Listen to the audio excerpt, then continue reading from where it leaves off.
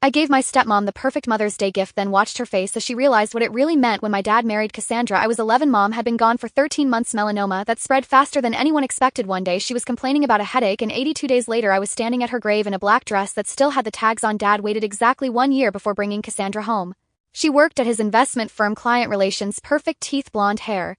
That never moved, the kind of woman who wore heels to other people's barbecues. She makes me happy again, Dad explained, his voice gentle but firm. I need you to try Emily. So I tried. I helped Cassandra move and carrying boxes of designer shoes to the closet where Mom's gardening clothes used to hang. I nodded politely when she rearranged our furniture, replacing family photos with abstract art that opened up the space. I even smiled when she transformed Mom's vegetable garden into a meditation patio.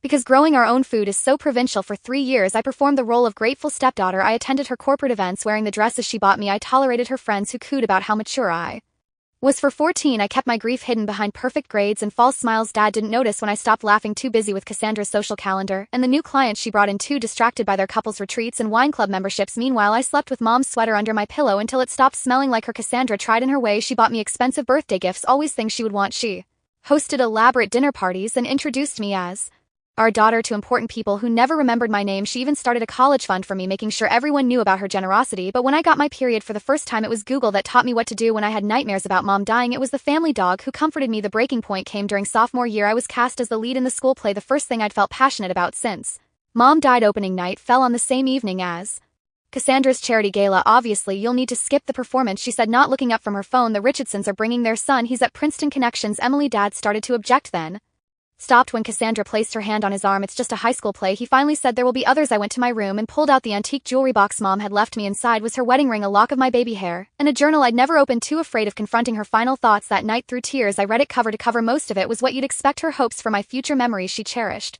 advice she wouldn't be able to give in person. But the last entry, dated 2 weeks before she died, was different. If you're reading this, Emily, I need you to know about the safe deposit box. The key is taped inside this cover. What you find there will change everything. I'm so sorry. The key was small and silver with the bank's name etched into it. The next day I skipped school and went to First National. The manager recognized me. Mom's family had banked there for generations. Your mother said you'd come eventually, he said, leading me to the vault. Inside the box was a USB drive, several folders of documents, and a letter addressed to me in Mom's handwriting. My dearest Emily, it began. By now Cassandra has probably worked her way into your lives completely. I've known about her for years. I read the entire letter twice, my hand shaking. Mom had discovered Dad's affair with Cassandra 6 months before her diagnosis. She'd hired a private investigator who documented everything: hotel receipts, text messages, photos of them together while Mom was picking me up from soccer practice. The investigator's report was meticulous, spanning months. There were photographs of Dad and Cassandra entering hotels in 3 different cities, screenshots of text messages that made my stomach turn. She's taking Emily to her mother's this weekend. Come over. Can you imagine when we don't have to hide anymore? Sometimes I wish she would just disappear. That last one was from Dad, sent 4 months before Mom got sick. I flipped through credit card statements showing dinners at restaurants I'd never heard of on nights when Dad claimed to be working late, gift receipts for jewelry that never made it to Mom's dresser, a lease agreement for an apartment downtown that wasn't in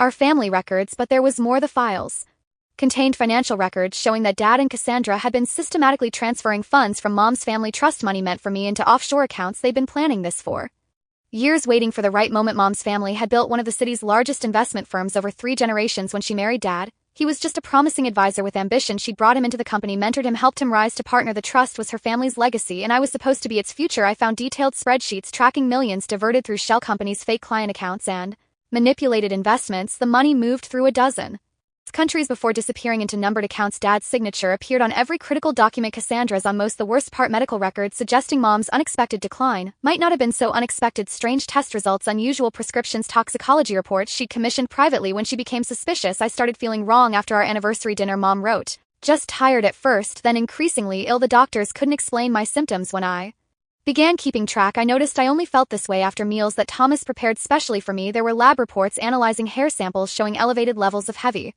metals consistent with long-term poisoning, results from tests on food samples from our home, notes from consultations with 3 different medical specialists who all noted the unusual progression of her symptoms. I can't prove anything, Mom wrote, and by the time you read this it won't matter for me, but I couldn't leave you unprotected. The final page of her letter detailed her counterplan, a second secret trust she'd established in my name, the house and business I thought Dad controlled. Technically mine when I turned 18. Mom had changed her will too.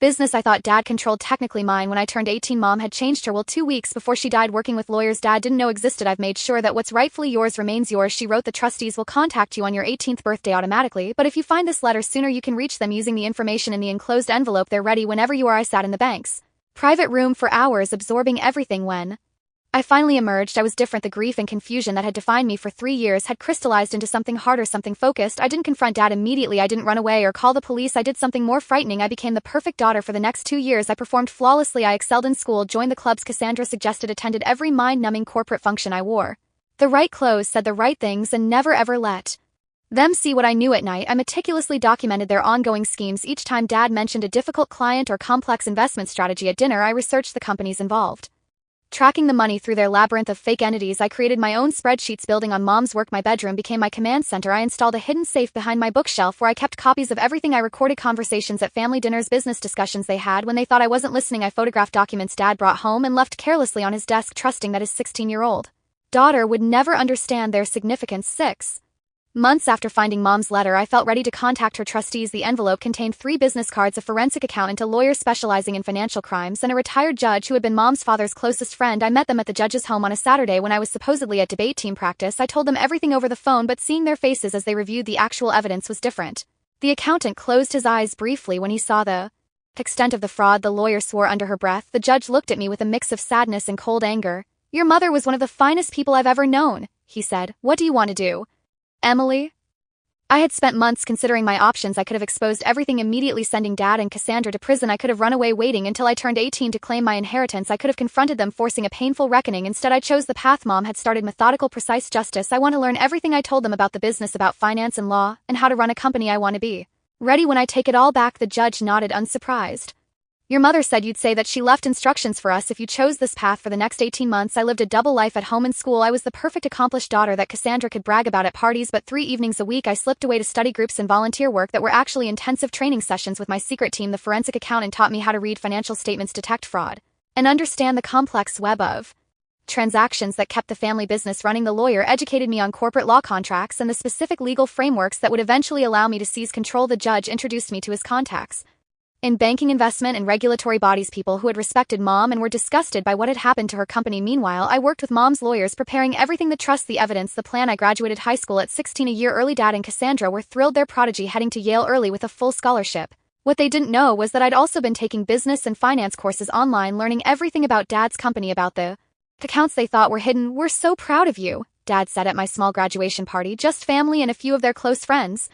No one from my school, no one who really knew me. You've exceeded all our expectations." Cassandra added her arm around my shoulder. "For the photographer they'd hired, Yale early admission. The board is already excited about your future with the firm." I smiled and thanked them, knowing that in less than 2 years I would own that board. The summer before college, Cassandra announced she wanted to adopt me legally. "You're my daughter in every way that matters," she said, touching my cheek during a lunch at her favorite overpriced restaurant. "Let's make it official before you go to college."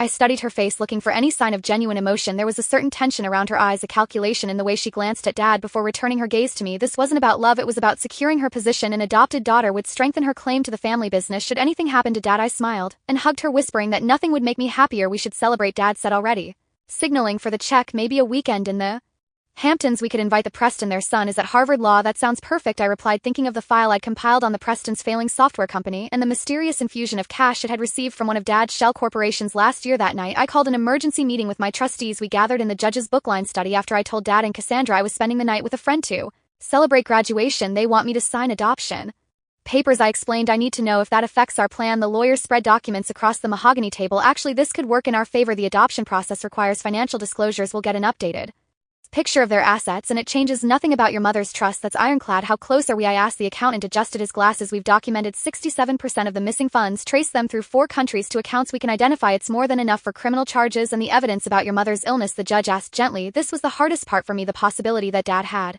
not just betrayed Mom but actively poisoned her. The medical experts we'd consulted couldn't definitively prove murder, but the pattern was suspicious enough for an investigation. "We keep that separate for now," I decided, one battle at a time. As I prepared to leave, the judge handed me a small wrapped package. "Your mother left this with specific instructions to be given to you when you were ready to move forward." Inside was a vintage blank pen that had belonged to my grandfather. "She used this to sign her first major acquisition," the judge explained. "Said she wanted you to have it when you were ready to take back what's yours." I carried that pen with me everywhere after that night, a talisman, a promise. 2 weeks later, Mother's Day arrived. Cassandra had always made a big production of it.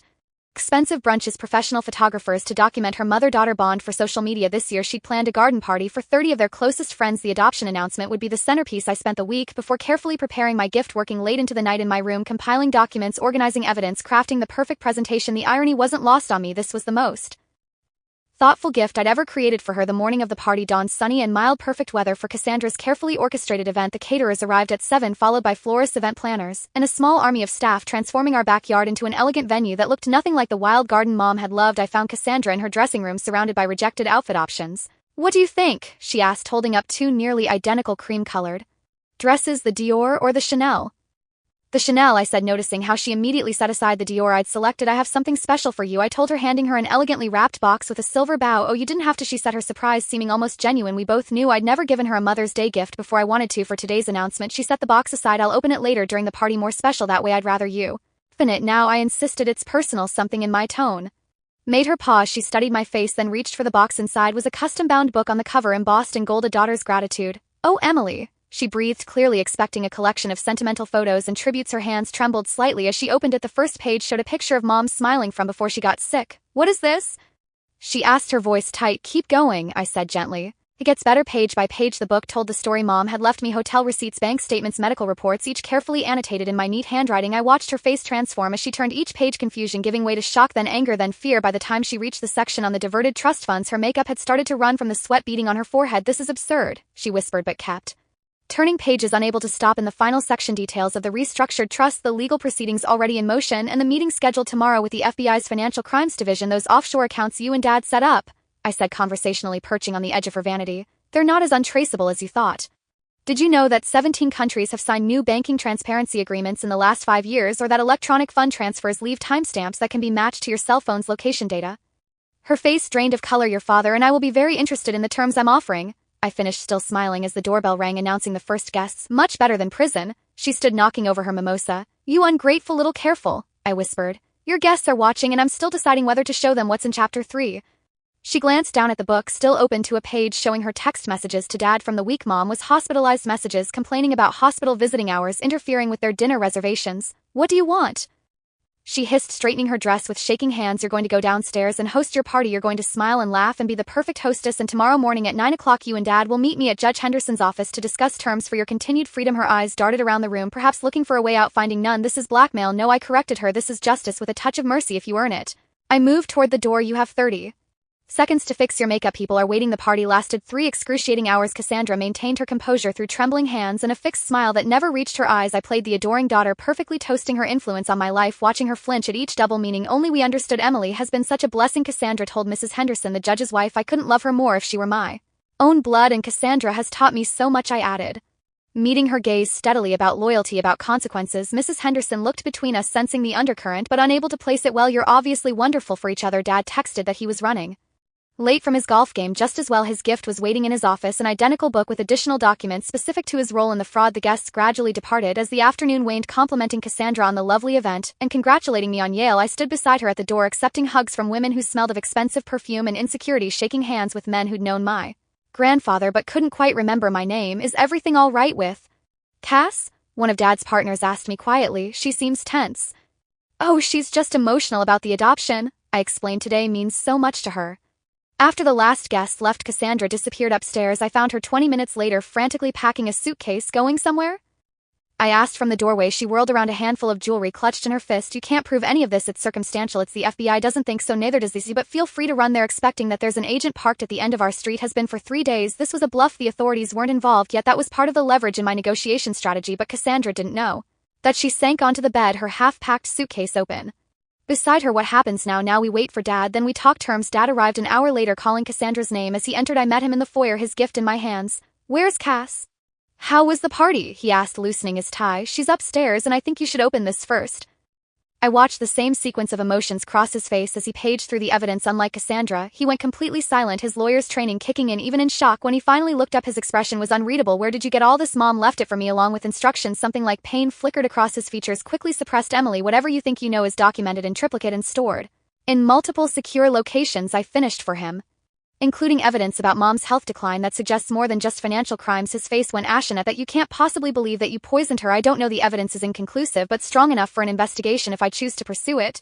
He closed the book carefully as if it might explode. "What do you want?" "The same thing I told your wife. 9 o'clock m tomorrow, Judge Henderson's office. We'll discuss how you can avoid prison." That evening, after the guest left, I found Cassandra sitting alone in the dark of Mom's former garden, surrounded by the sterile white furniture she'd chosen to replace the wildflowers. "Why now?"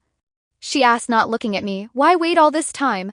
I sat beside her, smoothing my dress. Mom taught me patience, and I needed to understand everything first. What do you want?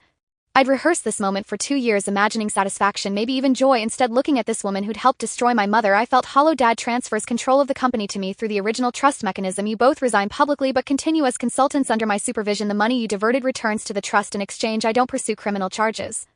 She laughed bitterly. You're 16, you can't run a company. I'm almost 17 with a team of Mom's trustees who've been waiting for this day, and I've been training for it half my life. Dad's heavy footsteps approached across the patio. Cassandra's fingers dug into the armrests. He'll never agree. I stood straightening the necklace Mom had left me. He already has. Check your phone. While we've been talking, Dad had found his own copy of my Mother's Day gift. His message to Cassandra was just 3 words. She knows everything. Dad joined us on the patio, his face haggard in the fading light. You didn't have to do it this way, he said quietly. You could have come to me directly like Mom did. I asked when she confronted you about the affair 4 years ago, or when she questioned the trust disbursements. How did those direct conversations work out? He had no answer for that. The company isn't just numbers on a spreadsheet, he tried. Instead, it's relationships.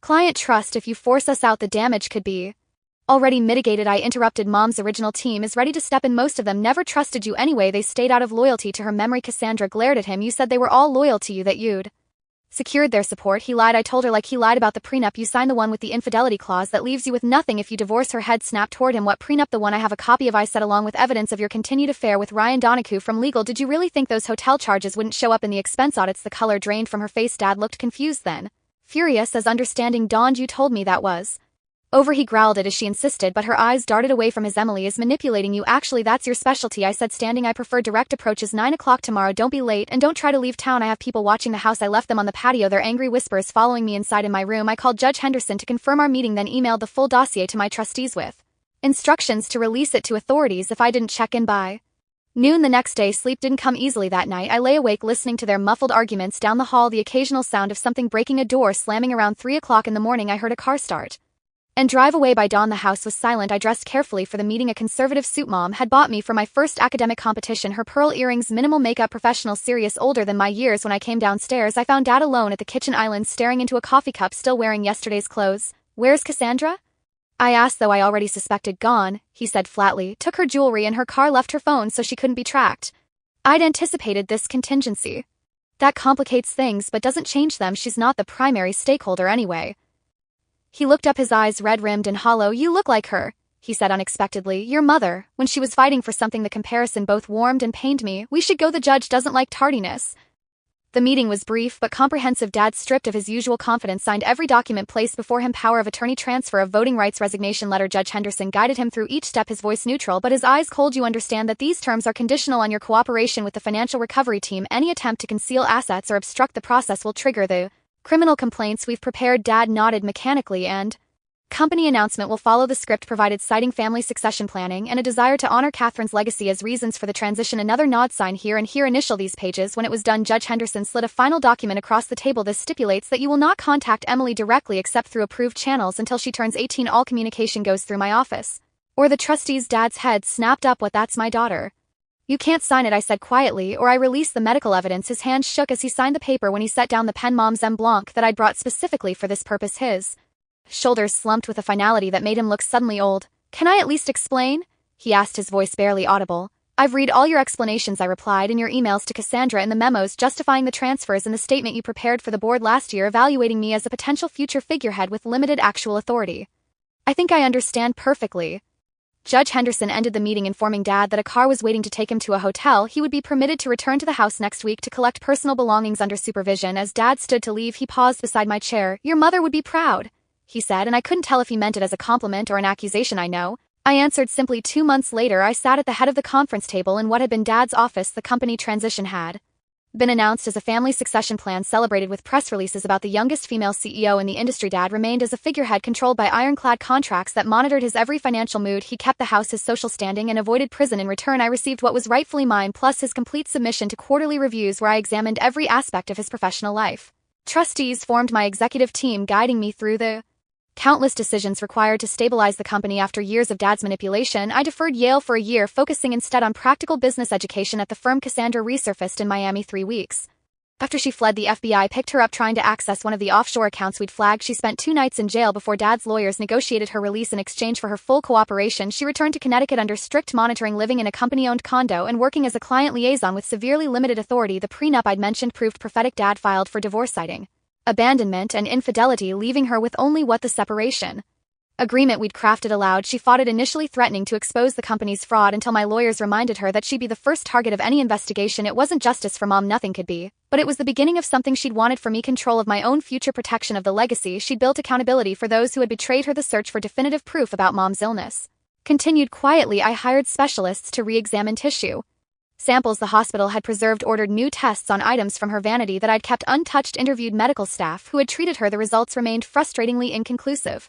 Suspicious patterns, but no smoking gun. Dad maintained his innocence on that front, even in private meetings with his attorneys where he admitted to everything else. The cancer was real, he insisted. I never touched her medication, never altered her food. I wanted her gone. Yes, I'm guilty of wishing her dead, but not of making it happen. I didn't know whether to believe him. Part of me needed him to be guilty of everything, a complete monster whose destruction I could pursue without reservation. Another part desperately wanted this one line to remain uncrossed, preserving some tiny fragment of the father I'd once loved. The company flourished under new management. We unwound Dad's complicated schemes, recovered most of the diverted funds, rebuilt client relationships damaged by his shortcuts. I worked 16-hour days, sleeping on the office couch more often than at home. The house no longer felt like one. I sold it 6 months after taking control, moving into a downtown apartment within walking distance of the office. Dad relocated to a smaller house in the suburbs, stripped of his country club memberships and most of his social circle. When the carefully worded but transparent company statement made it clear he'd been forced out last week, I visited Mom's grave for the first time since reading her letter. I did what you asked. I told her, placing wildflowers against the stone. The company is safe, your legacy is protected. I wish you could see it. As I turned to leave, I noticed a familiar figure watching from a distance. Cassandra, clutching a small bouquet of her own. Our eyes met across the cemetery. She didn't approach but nodded once before walking away. Some lessons take years to teach, some gifts keep giving long after they're open. Every Mother's Day since then, I sent Cassandra the same thing: a single photograph of Mom smiling in her garden with a note that reads, "Thinking of you today." She never responds, but I know she understands. It's the only language we have left.